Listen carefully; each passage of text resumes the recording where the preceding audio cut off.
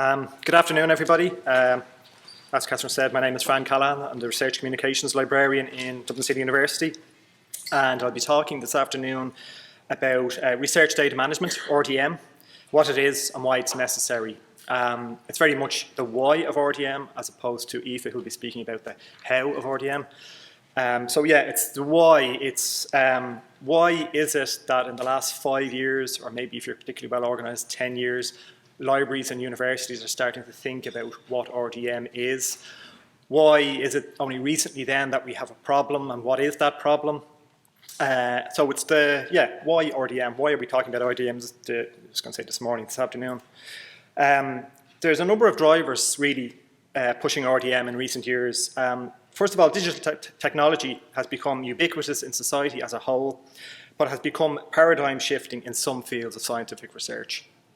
So when I was preparing these slides and thinking about this talk, I was going to make the claim that the typical smartphone, which I think nearly everyone in the audience will have at this stage, is more powerful than the guidance computer on the Apollo 11 rocket that guided it to the moon. And then I thought to myself, if you're going to stand up in a room of 50 librarians and make a claim like that, you better check it actually makes sense. So I did check it, and it turns out that the modern smartphone, a typical modern smartphone, is approximately 1 million times more powerful than the Apollo 11 guidance system. In actual fact, it's several hundred times more powerful than all of the computing power NASA owned in 1969 combined. So really what I'm getting at here is this has changed the way scientists, not just the amount of stuff they measure, but how they measure, how they look at the world, and how they see what they can measure, and the questions, how they formulate research questions has now changed. Secondly, funders recognise that digital research data can be expensive to produce, but relatively inexpensive to share. And of course, they're footing the bill, which means you're footing the bill. So the focus has to change from creating huge data sets to reusing huge data sets. And leading on from number 2 is number 3. Digital research data has become a currency amongst researchers, not with a monetary value as such. But if we're expecting researchers to create these huge data sets and then share them, well then we need to be able to get credit in the same way as they would for creating a journal article. And the problem is then, how do you cite it? How do you cite a data set? And we'll come back to that.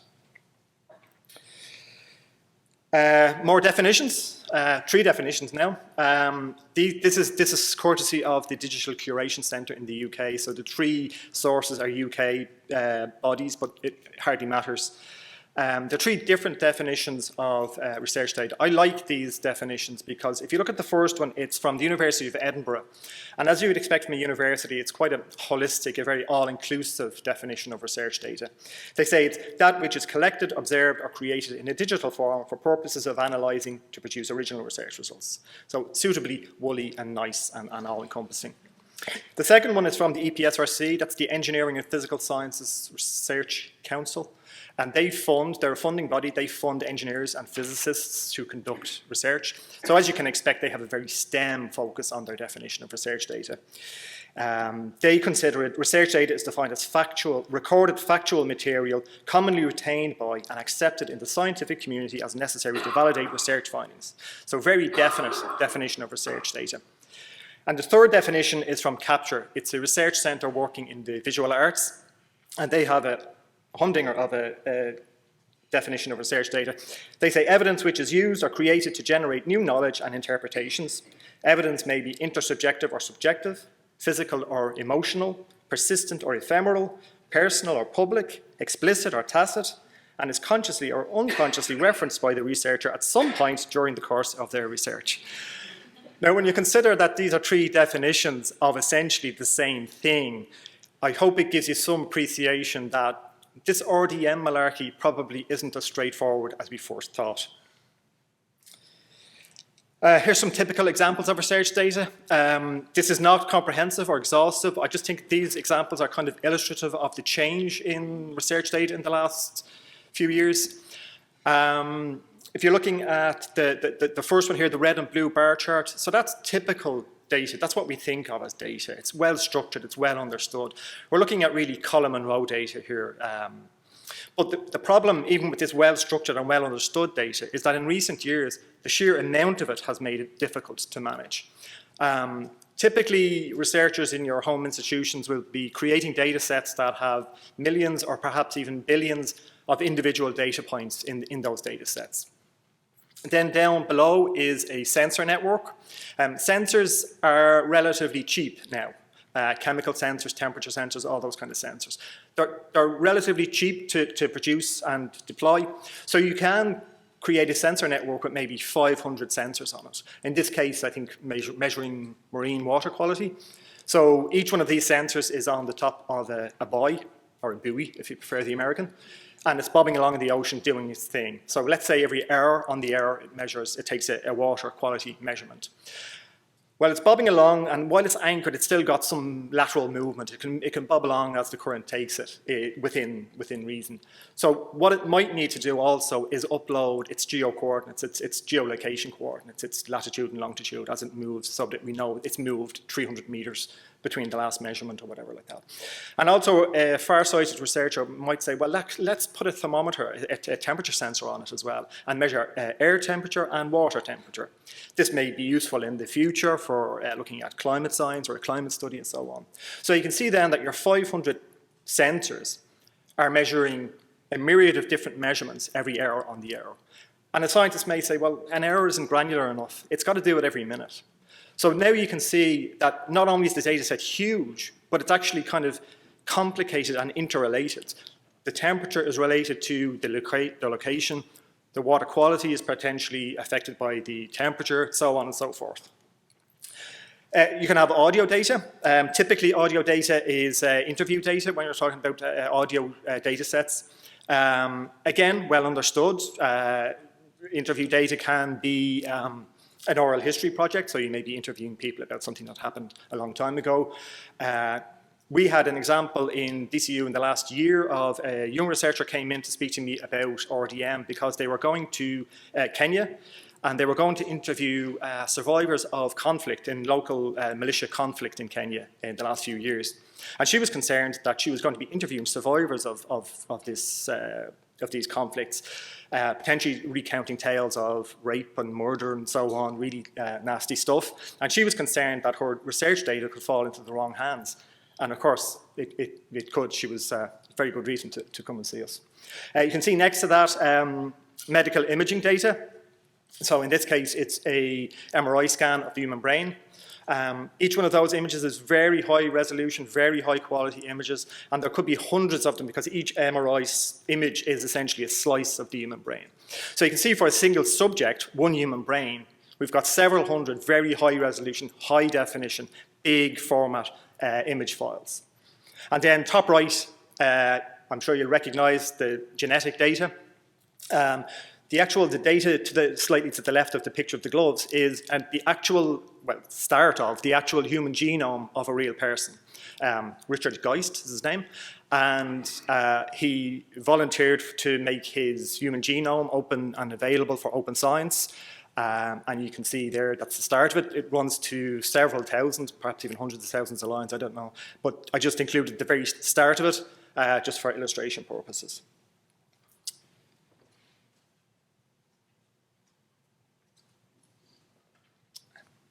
So that's the what is research data. Why manage it? Well, I would hope that having thought about some of those previous examples, the most obvious and pressing reason is to keep it safe. The implications of not keeping it safe for each of those data sets is quite different. If you think of just a big data set, the bar chart one, well, the implications are that the researcher has maybe got, as I said, millions or billions of individual data points. You lose them, it's going to be difficult or perhaps even impossible to recreate that data set. It gets worse then when you think of the sensor network. So I said, like, sensors are cheap. They are. Deploying them in 500 locations around the world's oceans perhaps isn't. Losing that data set and then ringing up your research colleague and say, you grab the sensors and I'll meet you in the boat, I've lost the data set, isn't really an option. It may have taken a year or 2 years to deploy that sensor network.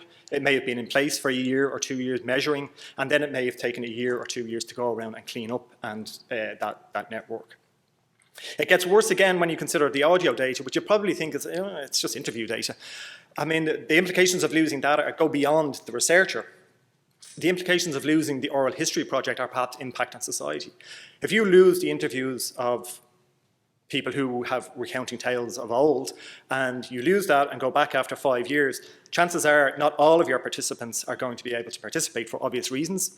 And even if they are, they may not be reliable witness anymore. And then for the interviews in Kenya, the implications are clearly life and death for the participants. So it's worse again. And then for the medical imaging and genetic data, the implications are obviously GDPR. This is personal data, it's sensitive data, and it's your home institutions, by the way, that are considered the data handler here. So if individual researchers make mistakes and lose data sets, it is your university or your IoT or whoever you happen to work for are considered the data handler. And we've seen implications already of GDPR. In actual fact, the first body to fall foul of GDPR is the Irish government itself and the Department of Social Welfare and the use of identity cards. So researchers will often say then, it's fine, I'm careful, what's the worst thing that can happen? Well, that can happen, and it did happen in the University of Southampton a few years ago. It's a fire in the computer science department of all places, the one place where you would think they'd have a bit of cop on and back up their data. They didn't, and according to Faisal Alani, the university identified the hard drives that were likely to have valuable information stored on them, mostly R&D data from long-term project work by PhD students, and sent them off for analysis and recovery. So fingers crossed, the news wasn't great. 60% of the hard drives were suffering from smoke damage. The remaining drives were heat and smoke damage, which proved more difficult to recover from since electronic components had melted. Heat has also damaged the rotating disk in some of the hard drives, which caused them to buckle and rendered those drives irrecoverable. So a lot of very sad PhD students in the University of Southampton Computer Science Department. Second reason, to stop yourself drowning in the irrelevant stuff. We've seen, again, the sensor network. There's a whole relationships of interconnectedness in data sets. Not only are they huge, they're very complex, and it's very easy to lose sight and kind of say, I can't see the wood for the trees anymore. I can't access my own data set. I can't navigate it. How do I get out of this mess? In case you need the data later, there's a number of reasons you might want to use the data later. It's unlikely if you create a complex and rich data set that it's going to be completely useless and irrelevant in 6 months' time or a year's time. Chances are it's still going to be there and it will answer another research question for you.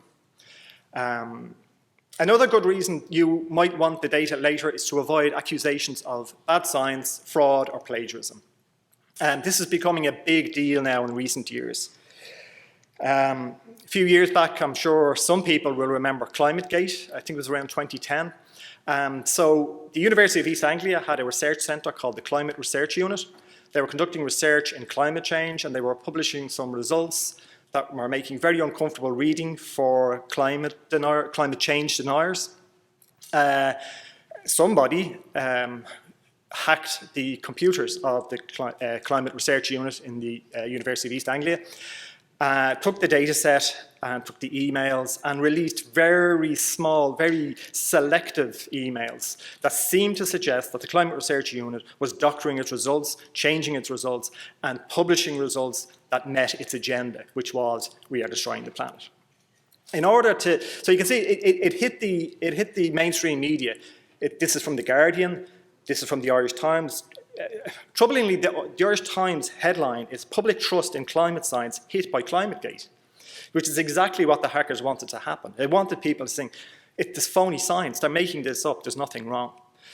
To combat this, the University of East Anglia took the step of taking the entire data set and providing it to these 7 bodies, which are international climate science bodies. And they said, please prove us wrong. Take our data, repeat our results, repeat our publications, and tell us, have we been conducting bad science? Thankfully, and as expected, all 7 came back and said, there are no signs of bad science, there are no signs of fraud, this is good science, the data adds up, all of the publications are correct, any corrections that were made to data sets, there was good and cogent reasons why data sets were changed. And thankfully, a study about 5 years after ClimateGate measured the public perception of climate change and climate science. And thankfully, a lot of the damage which was anticipated was not the case.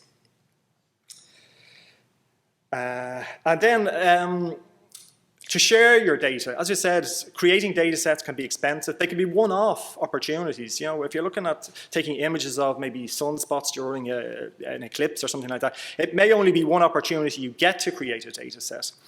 Funders are on at researchers to share data sets. And it's good science, it's good practice, it's open science to share your data sets in the same way that you share your research findings by creating publications, journal articles. Of course, if you're going to share your data set as a researcher, you need to get credit for it. You need to be able to be measured for what you've done. It could take 2 years. We saw the sensor network, it took a hypothetical 5 years to create that data set. If you're going to share it, you need to get credit the same way as you would for a journal article. How do you do that? Well, in recent years, we have systems like DataCite and DataDOI, which allow you to almost treat your data set like a publication. So in the same way that I would read a journal article and then say, okay, this journal article is very useful, I'm going to incorporate some of its findings into my findings, and I'm going to give a citation of credit to that scientist for creating that publication. We're able to do that now with other scientists' data sets. And finally, why manage it? The worst reason to do anything, because somebody else told you to do so. While it's the worst reason to do it, it is the reason I would say 90% of my call-ins or phone calls or whatever is I need a data management plan. Okay, why do you need a data management plan? SFI told me I need a data management plan, and they won't give me any more money unless I get a data management plan, or Horizon 2020, or whoever it happens to be. So unfortunately, it's the driver that's changing researchers' interaction with us. But it's the worst reason, but it's the reason they do. Then finally, this is my last slide. It's what's involved in managing research data, and it's kind of where I stop talking and Aoife starts talking. Unless I'm wrong, I think Aoife has experience of creating and managing research data. So she'll know what she's talking about, which is a rare treat for you today. But what I will say, and just signing off, is one thing I love to try to get through to our researchers when they come and say, I want a data management plan. You say, okay, well, we do your data management plan. But RDM, research data management, is something you need to do throughout the life cycle of your research project. It's not something you do at the start and tick a box. It's not something you do at the end and tick a box. You will create a data management plan at the start. A data management plan is imperative. It helps guide you throughout. It helps you mitigate against costs or resources you may need. And it's vital that you give some cognizance and time to what data you will be creating or managing or reusing in your data set at the outset. You will be documenting data throughout your research lifecycle. You will be using metadata standards to document those. You will be using perhaps controlled vocabulary so everyone knows what you're talking about. And throughout the research lifecycle, you will store and back up that data, unlike the University of Southampton Computer Science Department, who are great at storing it, but not so much at backing it up.